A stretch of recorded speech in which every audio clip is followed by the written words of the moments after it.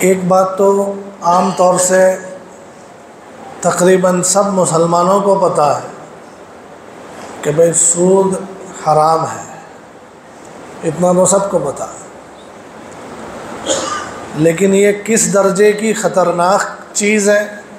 اس کا شاید احساس نہیں ہے۔ قرآن کریم کی جو آیت میں نے آپ کے سامنے پڑھی ہے، اس کو سمجھانے کے لیے میں ایک لائیو ایگزامپل دینا چاہتا ہوں کہ آپ ایسا سمجھیے کہ ایک شیر بیٹھا ہوا ہے اور ایک چوہا بار بار اس کو پریشان کر رہا ہے، شیر کو چھیڑ رہا ہے، اور شیر جو ہے اس کو پتہ بھی ہے کہ یہ چوہا مجھے چھیڑ رہا ہے، پریشان کر رہا ہے، لیکن شیر اس لیے کہ بھئی اس کو کیا جواب دے، اس کی کیا حیثیت ہے کہ میں اس کے سامنے مقابلہ کروں یا اس کو کچھ جواب دوں۔ تو شیر اس لیے اس کو کچھ نہیں کہتا۔ اس کو دیکھ کر چوہا ایسا کہنے لگے کہ جو منع کسوت ہوانو نہ تھی، وہ شیر جیوا شیر نہ بھی آنگڑی کری نہ بھی جاؤ۔ تو سب سمجھتے ہیں کہ یہ چوہے صاحب کی ناسمجھی اور ان کا پاگل پن ہے کہ یہ شیر کو چھیڑ کر ایسا سمجھتا ہے کہ منع کسو نہ تھی تھوانو۔ تو جیسے اس مثال میں ہم نے دیکھا کہ شیر ایک طاقتور جانور ہے اور اس کے سامنے چوہا بالکل بے حیثیت، تو اس کی جو نسبت ہے اس سے کئی گنا زیادہ نسبت،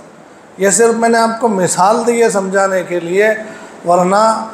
اللہ تعالیٰ کے لیے لیس کمثلہ شیء، کہ اللہ تعالیٰ کتنے طاقتور اور کتنے زبردست غالب ہے، اس کے سامنے انسان کیا حیثیت رکھتا۔ سارے انسان مل کر بھی کچھ حیثیت نہیں رکھتے، ساری دنیا مل کر بھی اللہ کے سامنے کچھ نہیں ہے۔ تو جو لوگ سود میں مبتلا رہتے ہیں، سودی کام چھوڑتے نہیں ہیں، ہیلوں حوالوں بہانوں سے اور اپنے من کو منا کر سود کے اندر مبتلا ہو رہے ہیں،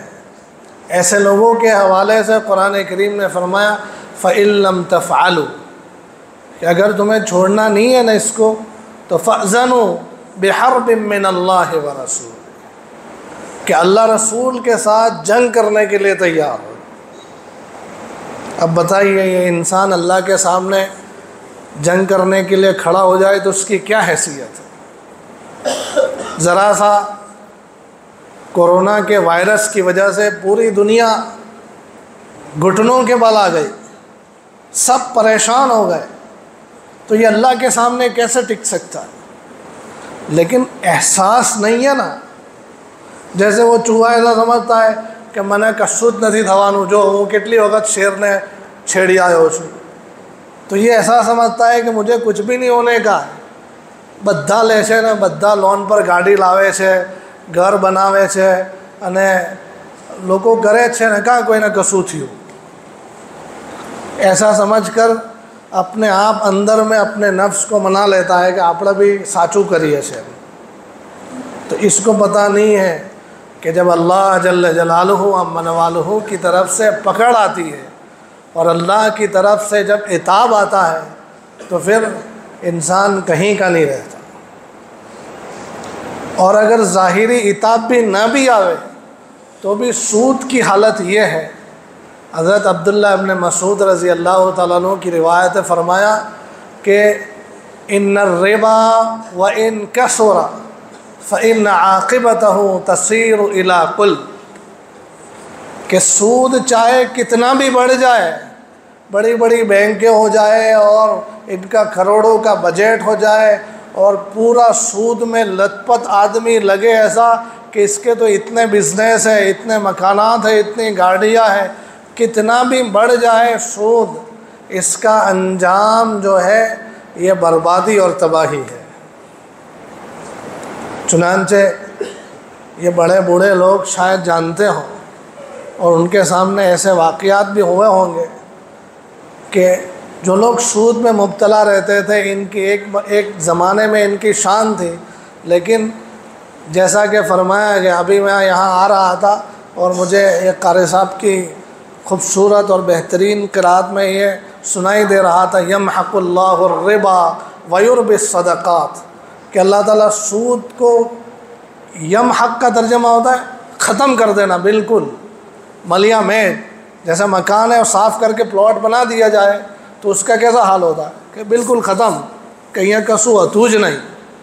تو یہ ہے یمحق، کہ اللہ تعالیٰ سود کو بالکل صفایا کر دیتے ہیں اور صدقے کو بڑھاتے ہیں۔ تو ایسے بہت سارے لوگ کہ ایک زمانے میں جن کا نام بولتا تھا وہ سب سود میں مبتلا ہو کر ختم ہو گئے۔ تو اس لیے یہ بیٹھا ہوا مجمع اپنے دل میں آج یہ نیت تو ضرور کر لے کہ کچھ بھی ہو جائے، چاہے دنیا کے اندر بسنے والے 99.99% لوگ سب سود میں ہوں اور میں اکیلا بچ جاؤں گا تو بھی میں سود میں نہیں جاؤں گا۔ بھائی اتنی نیت کرتے ہو؟